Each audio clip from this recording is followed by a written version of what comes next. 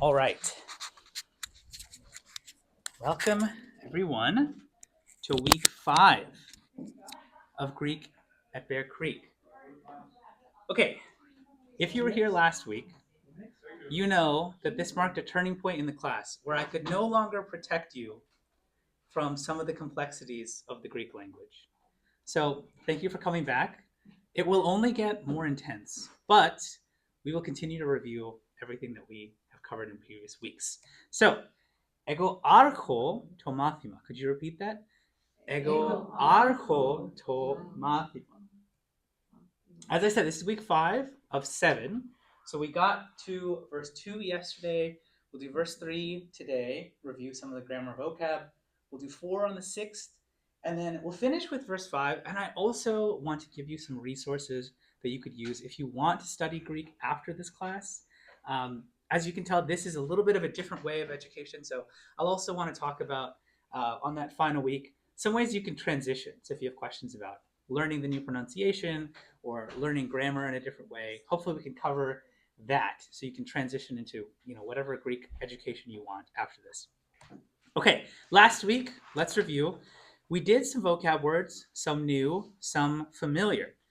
So I'm going to point to these and say them, and I'd like you to repeat after me. Ego. Ego. Ego, right? Imi. Imi. Utos. Utus. Utos is how you point at things, right? Utos estin. And then we learn estin. Stin. In. In. Ke. Ke. O theos. O theos. Uk. Uk. And then we talked about these words that are in the first two verses of John. Iarchi. Iarchi. O logos. O logos. And pros. Pros. Great. We talked about grammar. We talked about 2 points of grammar specifically. One, the Greek word order is very flexible. It's not free. It does have some bounds, but it's very flexible. So as English speakers, sometimes we need to take a phrase like theos, in, or logos, and it's helpful to unscramble it or reorder it so that as English speakers, we know that this says o logos in theos. The word was God. Even though in Greek, these are both identical. They're both right. I also told you all Greek nouns have 4 forms. And what I mean by that is some English nouns have 3 forms, right? So we have I, me, my. These are technically the same word. They refer to the same thing. But we say, I have a dog. Spot bit me. My dog bites. And if we put any of these in the other context, our ear tells us, no, this is wrong. And so in Greek, in English, we have some words that have these 3 forms. So we have he, she, him, her, his, hers. But not all English words have these 3 forms. In Greek, all Greek words have these 3 forms, plus another that we're not going to talk about yet, but it exists. So in Greek, you have ego and o theos. And these are the I forms of the word. You also have me for ego, and ton theon for o theos. And these are the me forms of the word. And then we have mu and tu theou. And these, you can think of them as the my forms of the word.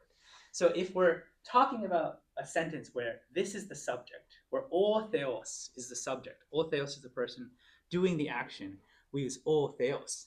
But if we're saying that there's an action being done to o theos, it becomes ton theon. In Greek, this is not just for possession. Like in English, my is pretty much always possession. In Greek, think of it as analogous. But it is how you would talk about possession in Greek. So it's a helpful starting point. So if I said, o makarios estin to onoma mu, I'm saying, o makarios is my name. That's one way that you can indicate possession in Greek. In grammar, if you're going to study Greek, if you've studied Greek, this is called a case. So we don't use the word forms. I've been using the word forms. But in grammar, these are called cases. So if you look at a word like ton theon, you ask, what case is it in? Okay, it's in a different case than o theos. So that's just that terminology, cases. Okay, this week, we're going to do a similar style to how we did last week, where We're going to read the verse a couple of times throughout the class. We'll do a speaking exercise, a little bit of grammar, a little bit of vocab, and by listening to the verse again. So please repeat after me. Ego akuo. Ego akuo. Right, Joy. It means to hear, right? Like acoustics. I'm going to read the first 5 verses of John. If you're comfortable, if you'd like, I encourage you to try to read them out loud along with me. But if you'd prefer, you can just listen. Okay, first 5 verses. En archi in o logos, que o logos in pros don theon, que theos in o logos. Outos in en archi pros ton theon. Panda di aftu egeneto, que horis aftu egeneto ude en o yegonen. En afto zoi in, que izoi in to phos ton anthropon. Que to phos en diskotia pheni, que iskotia afto u katelaven. Okay, repeat after me. Ego lego. Ego lego. Anyone remember what that word means? I speak. Right, so this will be speaking exercise. We'll review some of the vocab from last week's speaking exercise, and we'll also learn one more vocab word. Don't worry. That's fine. Okay, so I'm going to introduce myself. Our favorite sentence from week 1, right? Ego imi o Makarios, ke imi anthropos. Anyone? Just let me ask you, who knows what that means? Don't say it, but who knows what it means? Okay. So ke is how we combine 2 things, right? That's what ke is. Now, ego imi anthropos, ke uk imi theos. Okay, we know what that means. Uk, I am not. Now let's say someone came up to me and said, "Oh, you're Ioannis, right?" And I would say, "Uk imi o Ioannis. Ego imi o Makarios. Uk imi o Ioannis. Ah, outos estin o Ioannis." This is the guy you're looking for. Outos is how we say this guy. And estin is how we talk about other people. So, ego imi o Makarios, que outos estin o Ioannis. Now, let's say we want to talk about the past. We can't use estin because o Ioannis is no longer with us. So we have to say o Ioannis in anthropos. It's how we talk about other people in the past tense. Okay, try this on for size. Just think about what it means in your mind. Uk theos in o Ioannis, o logos in theos. Okay, who would like to translate that into English for us? Dios no estaba con Juan. Oh, in Spanish. I think you might be. Yeah, what's that way too?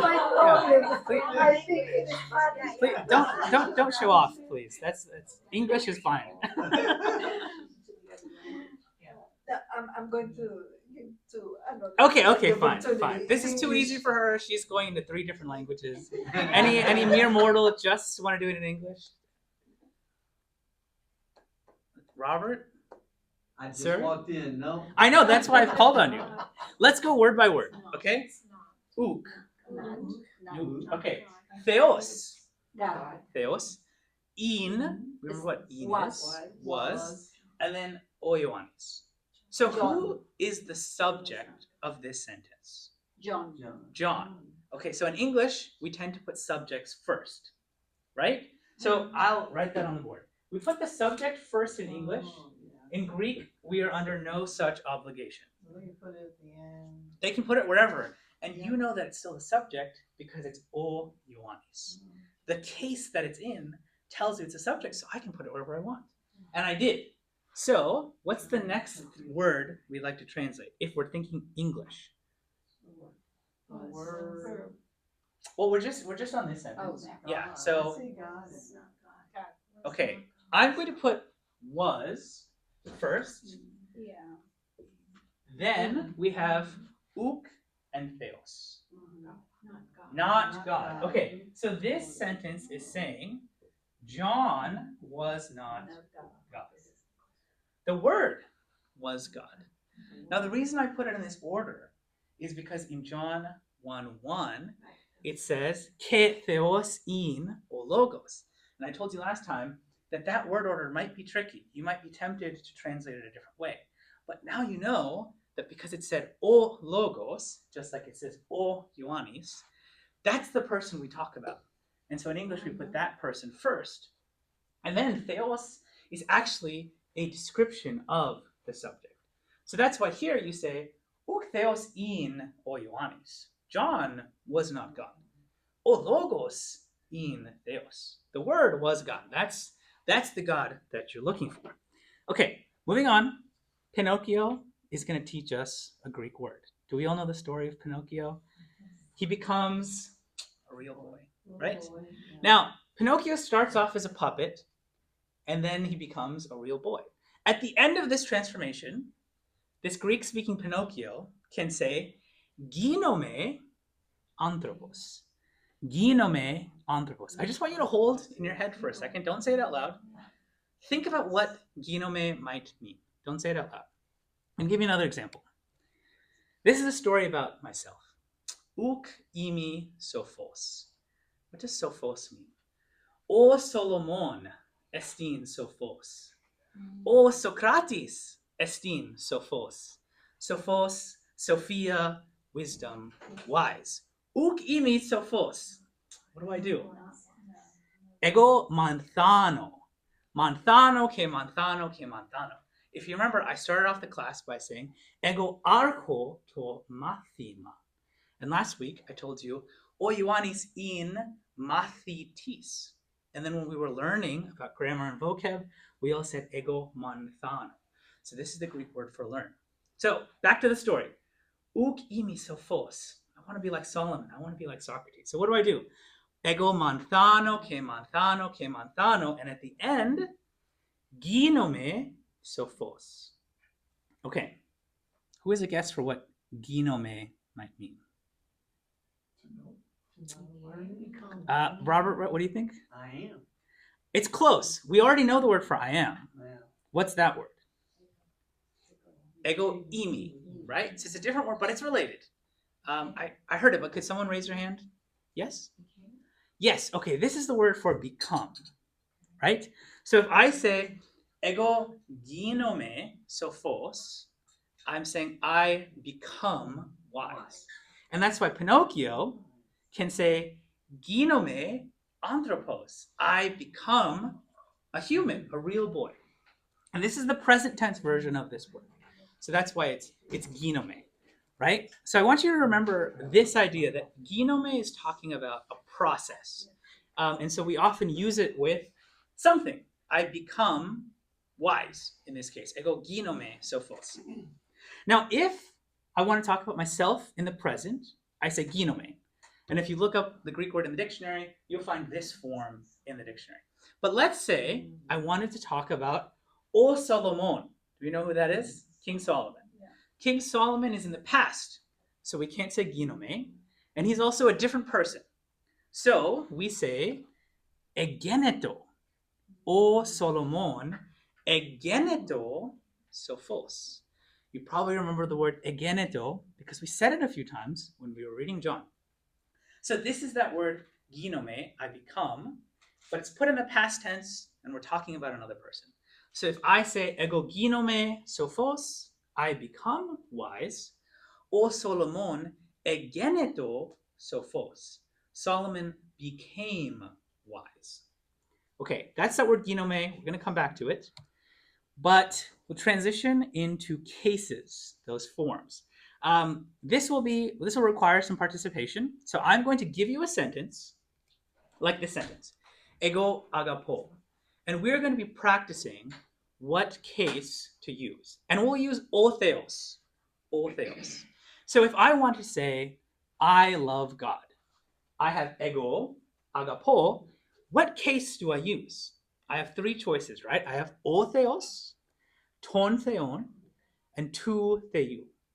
Okay, who wants to try to volunteer to guess which case is right? And if you'd like to, please raise your hand and read the entire sentence. So read ego, agapo, and then whatever case of theos you want to try. Could you read Yes. that? Ego agapo ton theon. Ton theon. That is the right answer. How did you know that it was ton theon? Oh, because this is the ego is who I, right. I. So it's speaking that I love God. Right. Right. So it's the ton is the second part of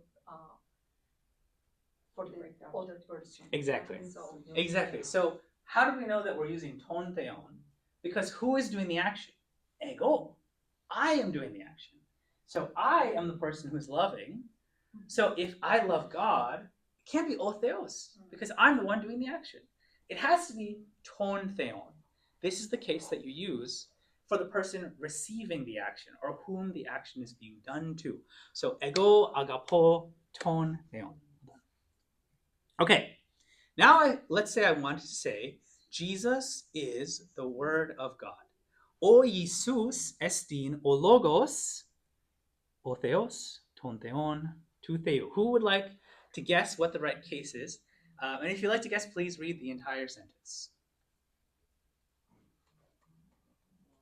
Naveen? Why don't you guess? There's only three options, so you have a 33% chance. I'm an Indian, so I That No.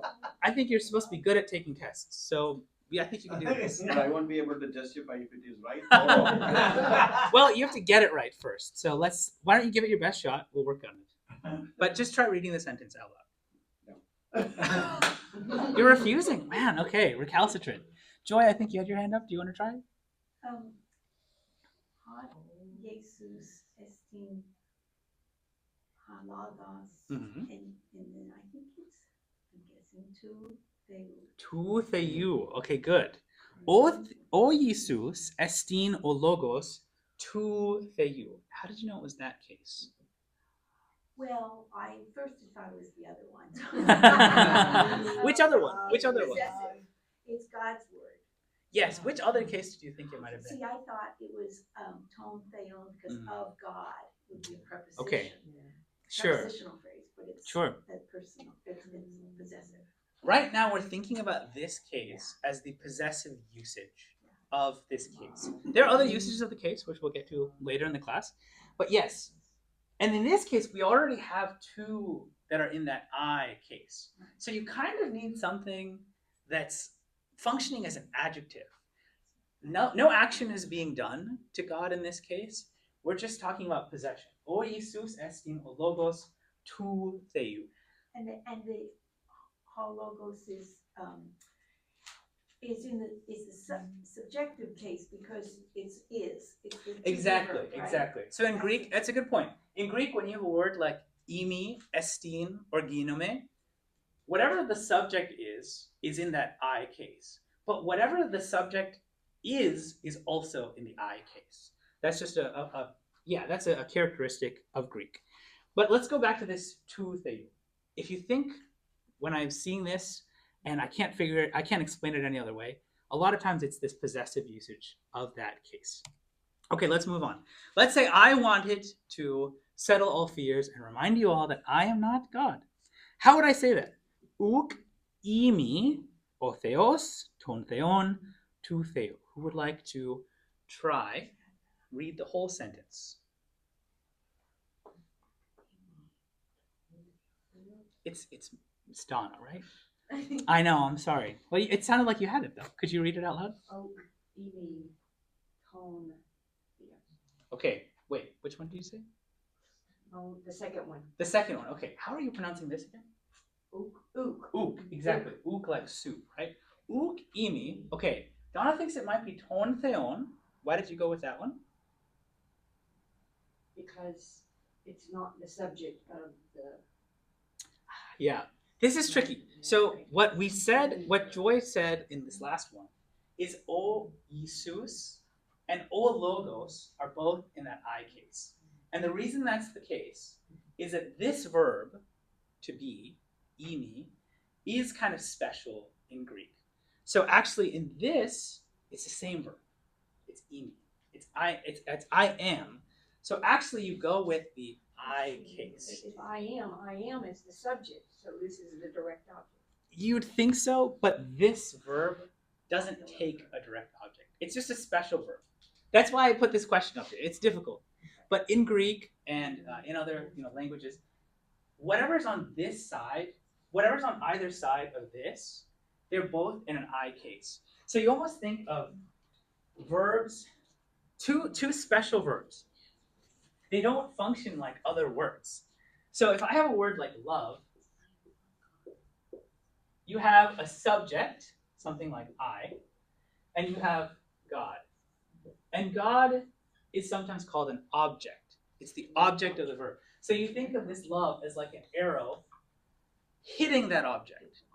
And almost all verbs work like this. They hit an object. They are directed at someone. There's only two verbs in Greek and in other languages that don't act like this. And they are the verbs imi and ginome. So you're learning both of them. These work more like an equal sign. They don't work like an arrow. So if I was to say, I am a man,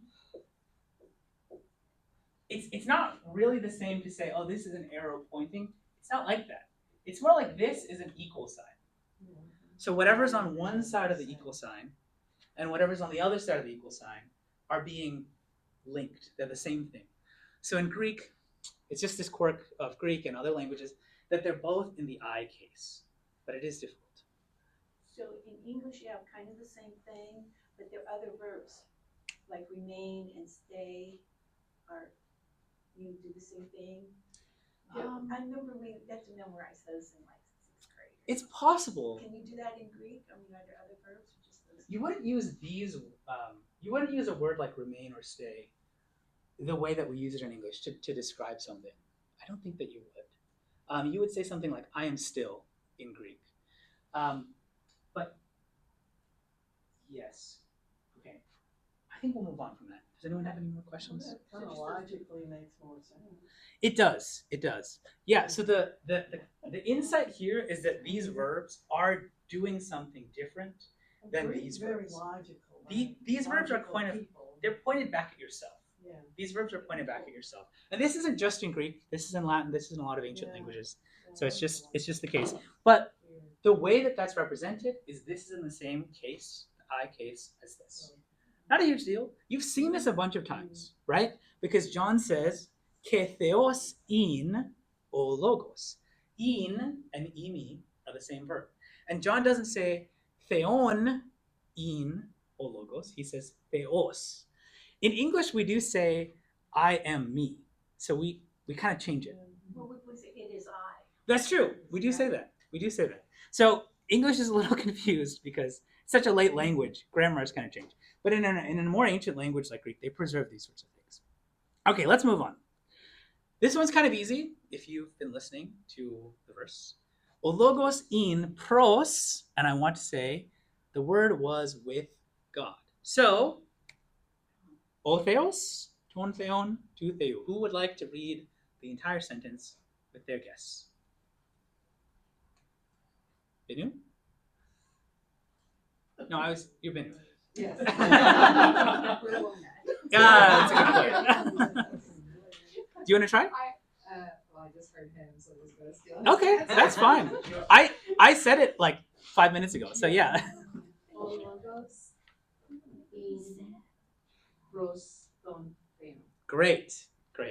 Now the point of this question is to show you that sometimes it can be hard to remember what case goes where. But if you've listened to John 1:1-5 enough times, this verse is in your head. So pros ton theon just sounds right. And that is a perfectly fine way of learning Greek. You don't have to memorize all the grammatical rules. If you read and listen to enough Greek, all the grammatical rules are in your head that way. So we do say O logos in pros ton theon. Pros is one of those prepositions that takes the noun and changes it. So because pros is talking about o theos, pros changes it to be ton theon. So we know who the word is with. The thing that the word is with has to be put into another case because pros changes that. And we'll learn more about prepositions later in the class. Okay, that's it for our speaking exercise. Well done. I just want to go over something real quick. So there's an I form, a me form, a my form, and there's a fourth form that we'll talk about later. But so far we've been talking about o theos. O theos, ton theon, tu theou. And your ears can probably hear there's something consistent in this pattern. It's that the, and this os, on, u are more like tacked on to that the. And in Greek, that's called a stem. The stem is the part of the word that never changes. The ending is the part of the word that changes. Now, if I asked you, take a word like o logos, what cases does it have? Now, the me case of o logos is ton logon. And the my case is tu logu. And in fact, it's following the same pattern as theos. The accents are in a different place because these have their accents in different places. So don't worry about that so much right now. But if you look at the endings, they are the same. And in fact, any masculine noun that ends in os follows the same pattern. So in Greek, you have to do a little bit of extra work. Anyone learned Spanish? Anyone know Spanish? When I first learned Spanish as a freshman, and I found out about verb conjugation, I had no clue why it was necessary. It seemed like so much extra work, but it's a figure of the language. Greek, they doubled it. They did it with the nouns also. So every time you use a noun, you have to think about how we use it. But the same thing is true in English when we use I, me, he, she. We have to do a little bit of extra thinking. Which one is right? Like I said, I can't say me go to the park. It just doesn't work. I can't say I'm having a rough day, so I want to say it this way today. That's the language. Greek is the same thing. But there are some patterns. And this is a really good one. So if you see a masculine noun means it gets that masculine article o, that ends in os, very often it follows the same pattern. Now that might sound like kind of specific on masculine nouns that end in os, but there's actually a lot of words in Greek that are masculine that end in os, and you already know some of them. O theos, o logos, o anthropos, o cosmos. You will find a lot of words that are masculine that end in os, and whenever you see one of them, you can breathe a sigh of relief that you know how their cases work, as long as you remember o theos, ton theon, tu theou. There's a fourth one. It's also consistent. We'll get to that later. Now, I want to say a quick word about gender. This is the masculine article. This is the feminine article, and this is the neuter article. Throw back to week 1. This masculine article changes based on the case. So if you change the noun, you have to also change the article. You can't have a mismatch. So the o becomes a ton, and then it becomes a tu. And the same transformation is present in the other two kinds of articles. E becomes teen and tis, and the neuter is a little strange. It stays to for the me, and then for the my it becomes tu, which is the same as the masculine one. So the neuter is a little simpler, a little less new forms. You don't have to memorize this now.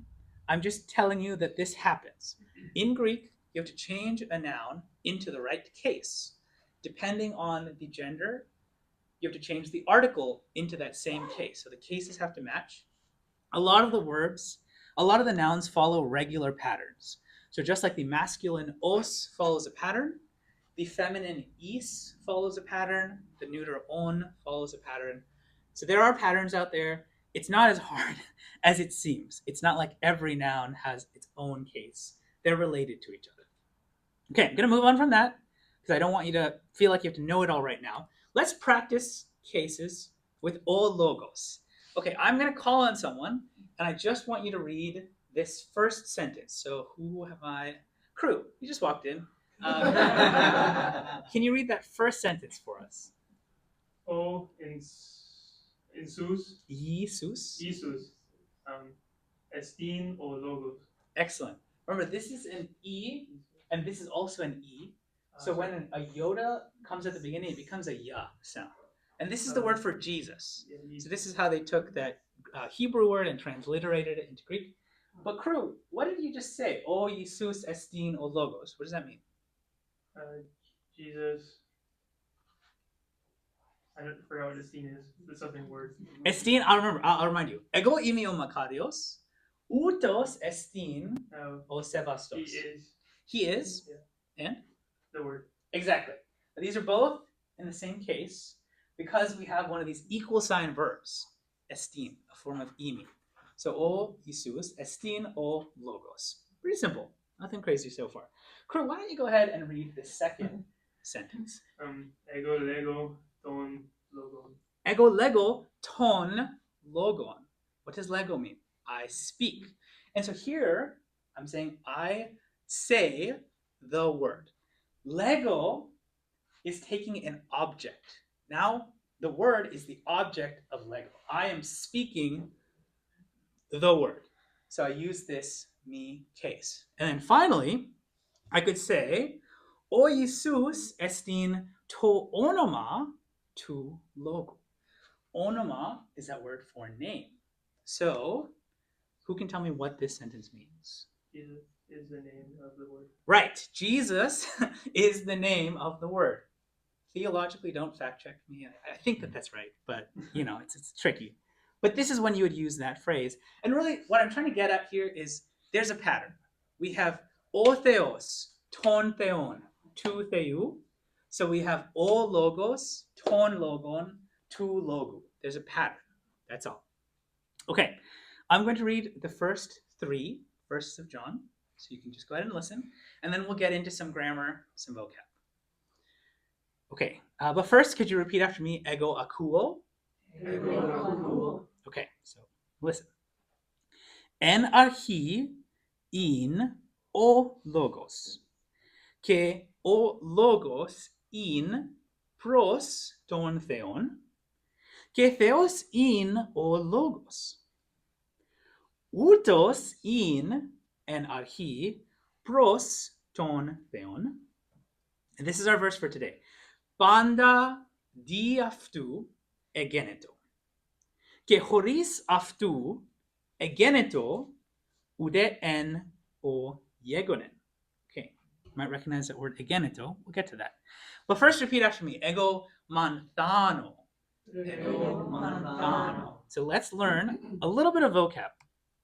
Start with this word panta. Panta. Now it's spelled panta. This is an N and this is a T. But the modern Greeks actually say this as panda. It's one of those letter pairs that makes a slightly different word. So you can say panda, you can say panta because it looks like it. But this is related to an English prefix that well, tell me if you've heard the word Pan-American Airlines. What does that word Pan-American mean? Does anyone know? Across. It means all, exactly. Sorry, I'm running out of space here. But this is the important part. You sometimes have the Pan-Hellenic Games. So this word pan means all. And this word panda is the same word pan, just put into a different form. So this word panda means all things, everything. So that's that word panda. And it's related to this pan. Pan-American Airlines goes to all of America. So panda is all things, everything.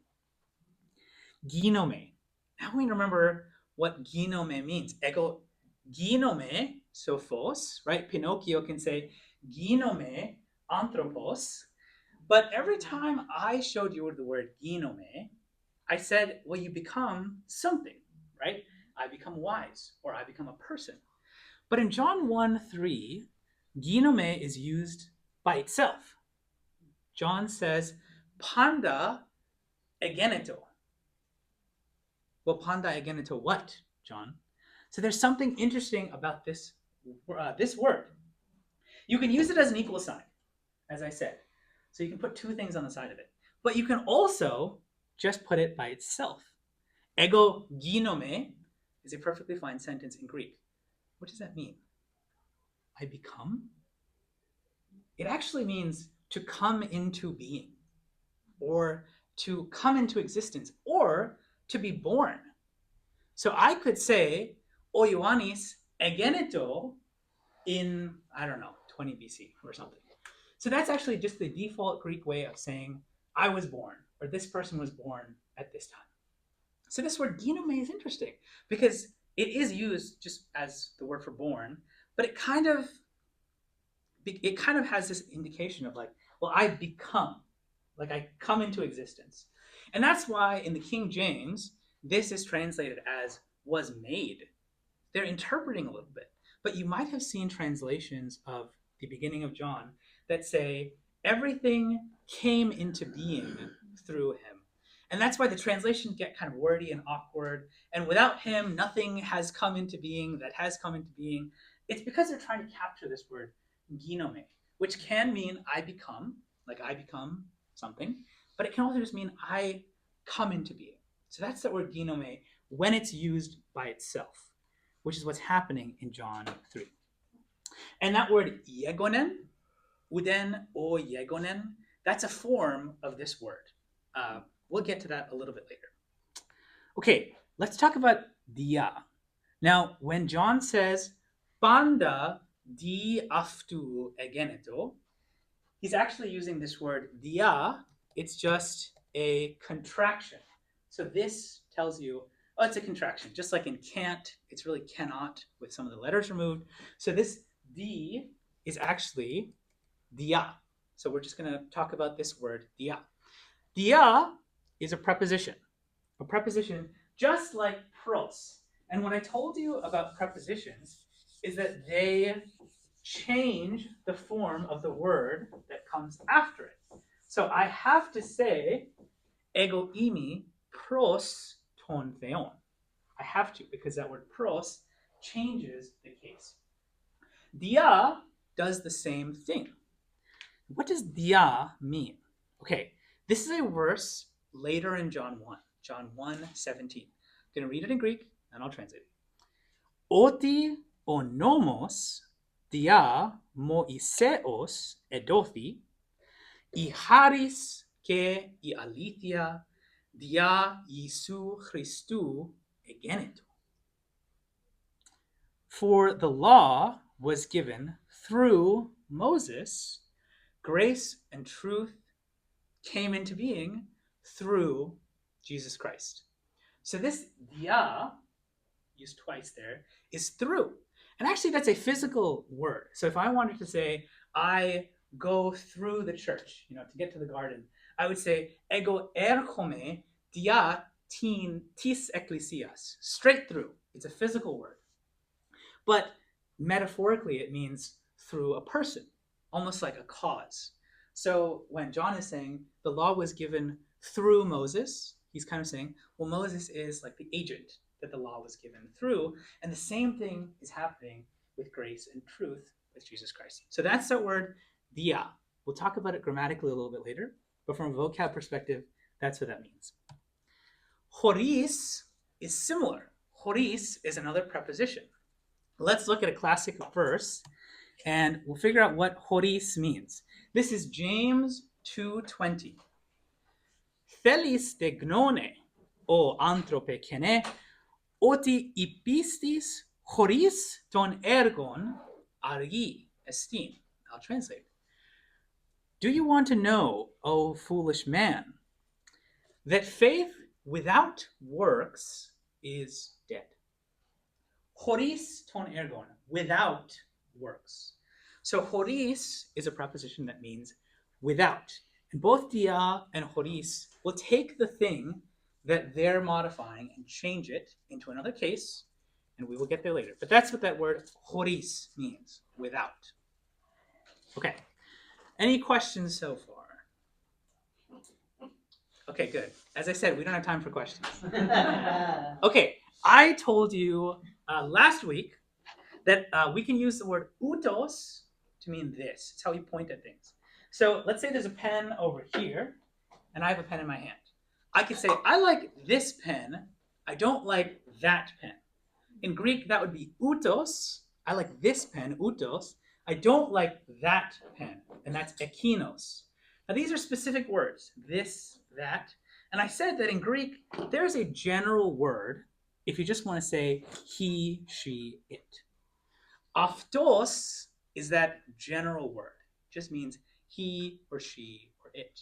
So it's not this like utos is in verse 2. It's aftos. It's just kind of a general, him or she or it.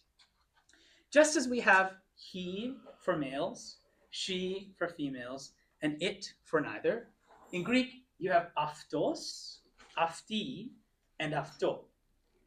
This word has to refer back to something, right? I can't just say he's the greatest baseball player of all time.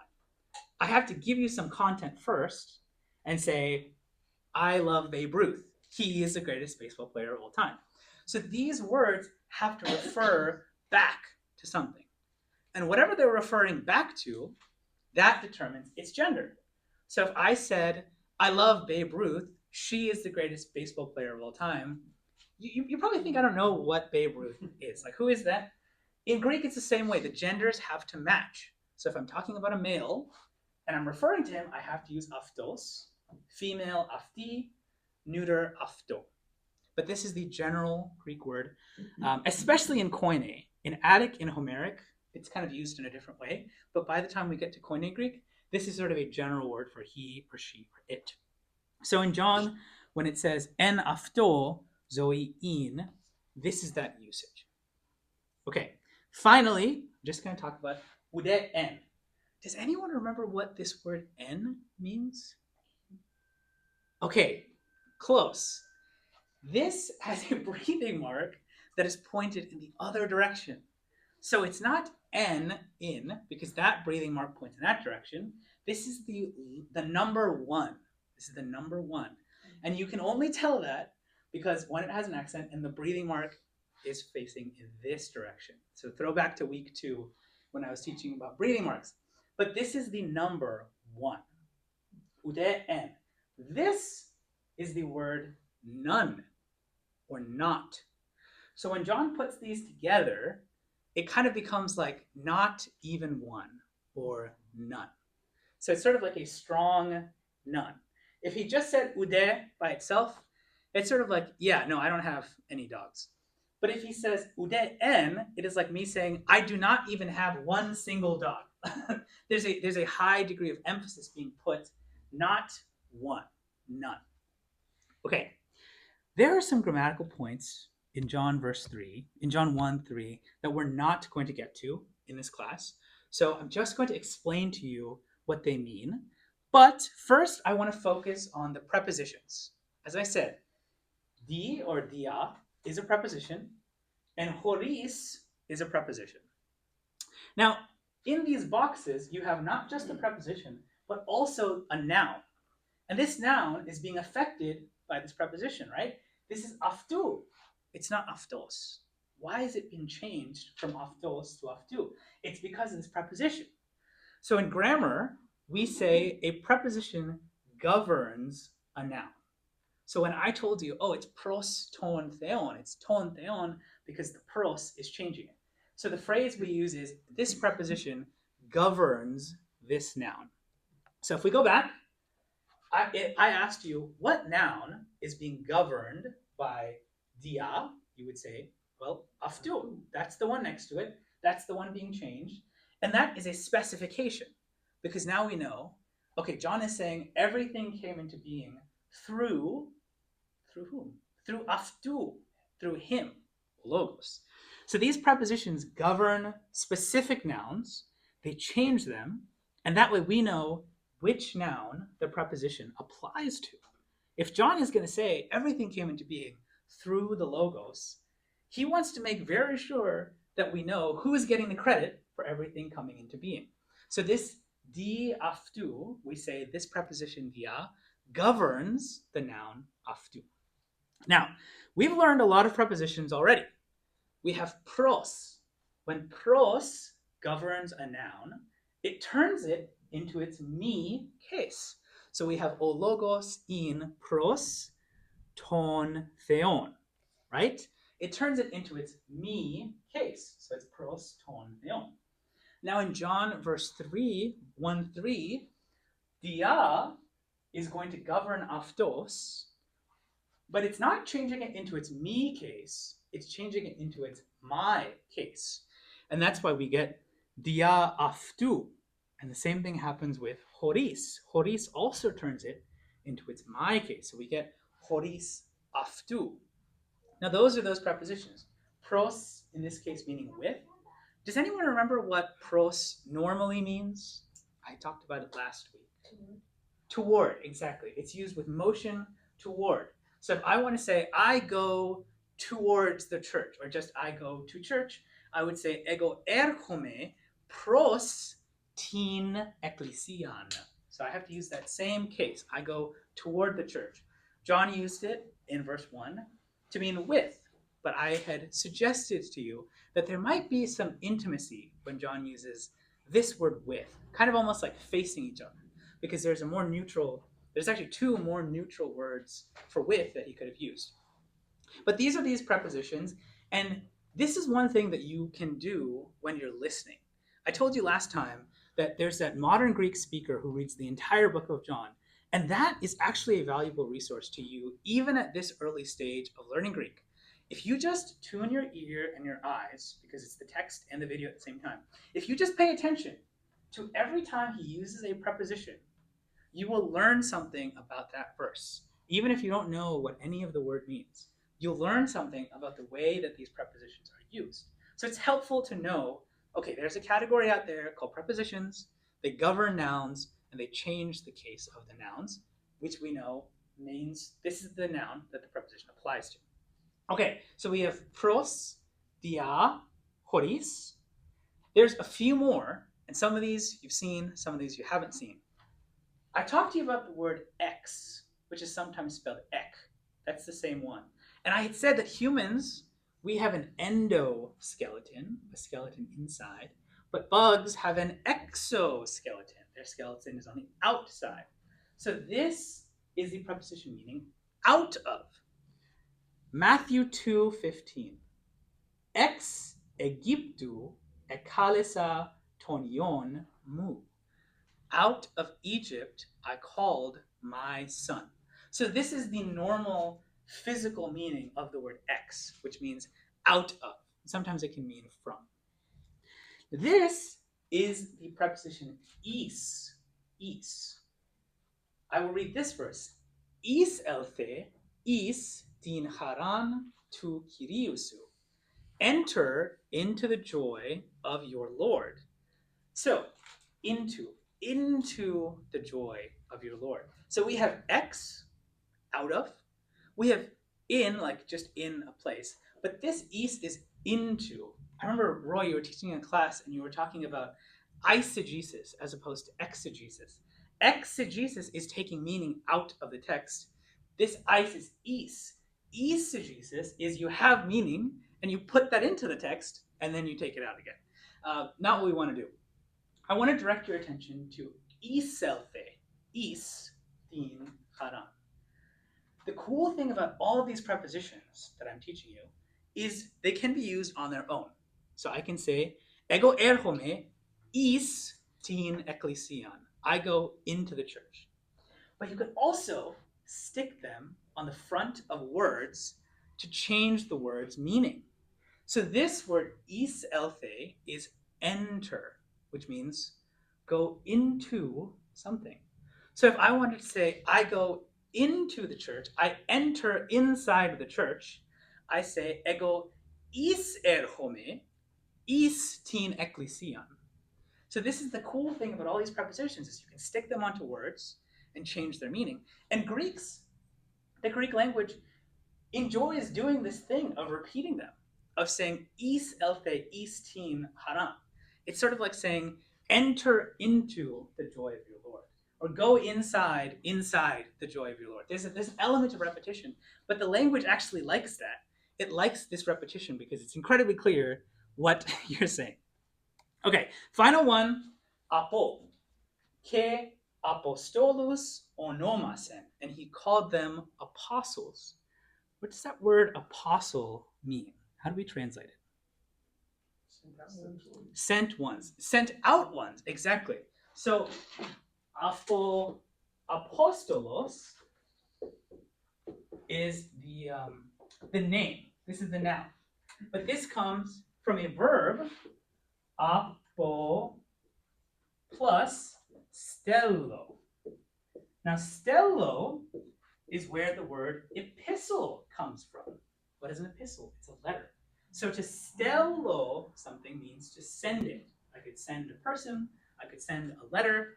But the fact that this apostello is here, it has this direction away from meaning. So yes, an apostle is not just a sent one. That would be a stolos, which is another word, and that means army. And apostellos is someone sent out, sent away. And so this apo has this meaning of away from. Okay, do we know any more prepositions? Can anyone think of another preposition that we know? How about the very first word you ever read? En arhi. En is a preposition. Now, en makes e arhi into this monstrosity. And I have not shown you this because this is that fourth case that I said exists. I'm not going to deal with it yet, but you've already seen it. You've already heard it. You've already said it. Okay, moving on. That's prepositions. Okay, this is the part of John that I said we don't have the grammar for it yet, so I just want to explain to you what it means. Panda di aftu egeneto, ke choris aftu egeneto, ude en o iegonen. So let's just look at that first section.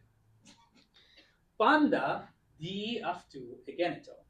I want to reorder this to make it a little bit easier to comprehend. And one trick that you can do is you find the preposition and the noun that it governs, and you move it out of the way. And you can do that in English too with something called a prepositional phrase. So if we did that, we get Panda egeneto di aftu. Everything came into being through him. Okay? So actually the main verb is Panda egeneto. That's kind of the point. Di aftu is saying how this happened. But really what we're saying is everything came into being through him. Okay? So let's apply that same principle to this hard part. And there are multiple things in here that we're not going to get to. So I'm just going to put the translation down and show you what lines up with what. But first, we have to isolate the prepositional phrase. We want the preposition and the noun that it governs. So can someone tell me where the preposition is? Pardon? Is it in? No, that's one. That's one. Yeah, that's the number one. Close. Okay. Choris is the preposition, exactly. And the noun that choris governs is aftu. So the prepositional phrase would be choris aftu. So we're going to move that out of the way, and we're left with this.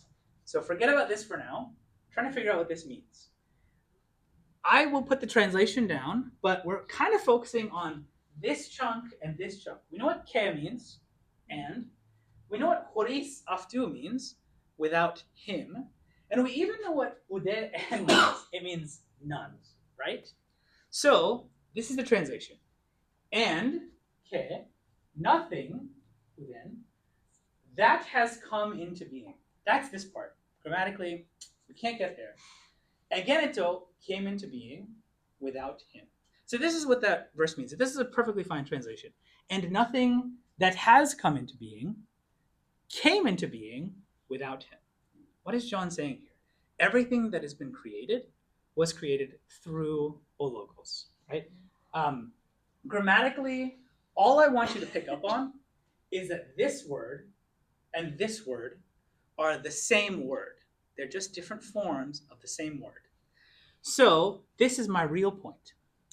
In John 1 through 2, John repeats in a lot, right? En archi in ologos, ke ologos in proston theon, ke theos in o logos, utos in en archi proston theon. So he keeps repeating in over and over and over again. In is a form of imi, which is to be. One of those equal sign verbs, right? It's a special verb. But now in verse 3, he's repeating a different word. Panda diaftu ageneto, ke horisaftu egeneto ude en o yegonen. Those are forms of ginome, which is to become. That's the second of those equal sign words. Now this is a very deep, I would call it a philological difference between to be versus to become. They're very related, right? They're both those equal sign words. So when you use one of them, you're describing something. But to be and to become are different. What's the difference between to be and to become? Can anyone tell me? Now versus past. Pardon? Present versus past. Not exactly. Kelly, you had something? Change. Could you expand on that a little bit? You start off as one thing, but then you change, you morph, you grow. into Sure. something. Great. So I can say ego imi o makarios, ego imi anthropos, because I was always on it. I was always a human. But I have to say, hopefully one day I'll say ego ginome sophos, because there's a time when I wasn't wise, and maybe there'll be a day where I am. So that is a change. Really what Greeks and I believe John picked up on is that these words are different from each other. This is a divine word. Who is? Well, God. If he wants to introduce himself, what does he say? He says, I am that I am. Tell Pharaoh that I am sent you. And when Jesus says in John, ego imi, he's translating that I am. And this is one of the reasons we know that Jesus announced himself to be divine. And he used this word imi that we've all been saying since class 1 to do so. Because this is a divine thing. Only God is. Only he remains the same yesterday, today, and tomorrow. We don't do that. We try to approximate it, but the closest humans can come is here. All we can hope to do is become. We hope to become wise. We hope to become good, but we weren't that way. We grow old, right? Our bodies change. We are always changing. We die. Hopefully we're resurrected, but we go through all these changes. This is a philological difference that the Greeks kind of picked up on before John, but I think John is also drawing out this contrast, which is why in verse 1 and 2, who is the main focus? O logos. And one of John's claims is that O logos in theos. He really wants us to know Jesus was God. And so he's using in to emphasize this deity. But now, who is he talking about in verse 3? He's not really talking about the logos anymore. He's talking about Panda. Everything came into being. Everything was created. We all had a starting point, right? I was born. I had a starting point, just like everything. And who do we have to thank for that? Diaftu, right? Everything was created through God. So when John starts changing his focus from O logos to all of creation, he starts repeating egeneto, o yegonen. One of John's other claims was that John the Baptist was not the Messiah, and he spends part of John 1 talking about that. So when he introduces John the Baptist in verse 6, how does he start? Egeneto anthropos apestalmenos paratheu onoma afto Ioannis. There was born, there came into being a man sent from God, whose name was John. So John the Baptist is not God because he egeneto. That's not how God does things. He was sent from God, but he is a man. So I think that John is drawing out this contrast through his word choice. And he's actually pulling on what I would call a pretty big philological difference in the Greek language. And this is actually a philological difference that is found in other languages too. So that's my grammar for John 3. Ego akuo, I'm just going to read the 5 verses one more time, and then we can be dismissed. En archi in o logos. Και ο λόγος ειν προς τον Θεόν. Και Θεός ειν ο λόγος. Ούτως ειν εν αρχή προς τον Θεόν. Πάντα δι' αυτού εγένετο, και χωρίς αυτού εγένετο ουδέ εν ο γέγονεν. Okay. As I said, every time you listen to that, your mind is going to be trying to integrate everything that I've just told you. It's going to be difficult. Listen to it again. Give yourself another opportunity to try to get all of that depth, all of that richness that is in the Greek language, that is in the poetry of John's writing. But I will dismiss you with that. Ivini, Imin, peace be with you. The lectures are here. There's resources here. Hope to see you next week. If anyone has any questions, of course, I can stick around for a few minutes. But thank you very much. Thank you. Okay.